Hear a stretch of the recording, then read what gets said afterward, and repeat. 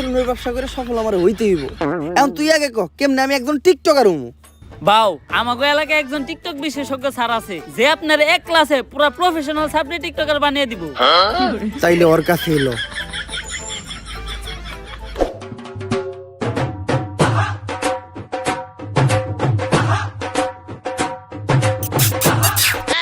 বাউ ইনি হচ্ছে ওই টিকটক বিশেষজ্ঞ স্যার।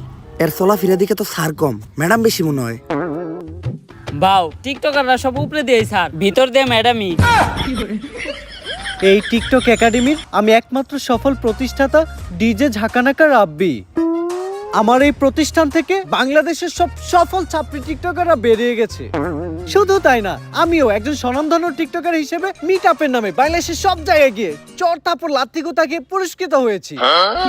এই এদিকে আসো।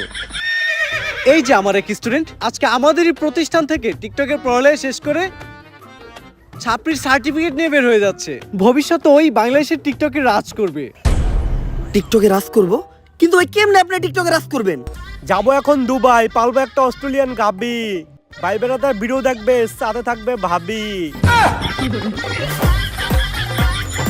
স্যার আমি ঠিক এর মতো একটা ছাত্রী হইতে চাই, সফল হইতে চাইলে এর মতোই হইতে হইব। স্যার যেমনি হোক আপনি আমার এরকম একটা ছাত্রী টিকটকার বানায় দেন।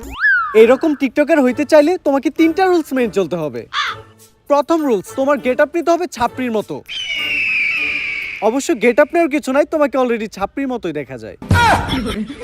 দ্বিতীয় রুলস, তোমার মধ্যে কোনো লজ্জা শরম থাকা যাবে না। স্যার পুষ্পা ভাইয়ের এমনি তো কোনো লজ্জা শরম নাই। আর তৃতীয় রুলস, এই নাও এটা খাও।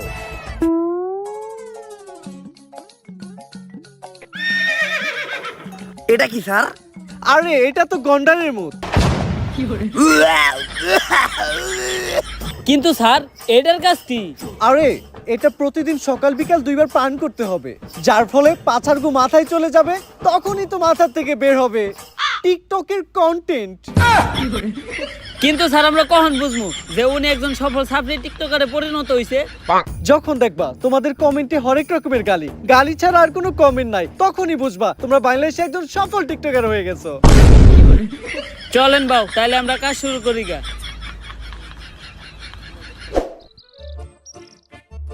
বাউ একটা চিন্তা আমার মাথায় ঘুরতাছে, সেলুনের ব্যবসা তো টিকটকাররাও করে, বউ ব্যবসায়ীরাও করে, আপনি এই দুইটার মাঝখানে টিকটকার অর্ডার বাইছে নিলেন কেন? আমি যত নিচেই নামি, বউ ব্যবসা করে খামু, এত নিচে নামতে পারবো না। যেহেতু আমি পুরুষ, যতদিন আছে জান ততদিন আমি ধরে রাখবো মান সম্মান। বাউ আপনি সুর হইলেও ইমানদার আছেন।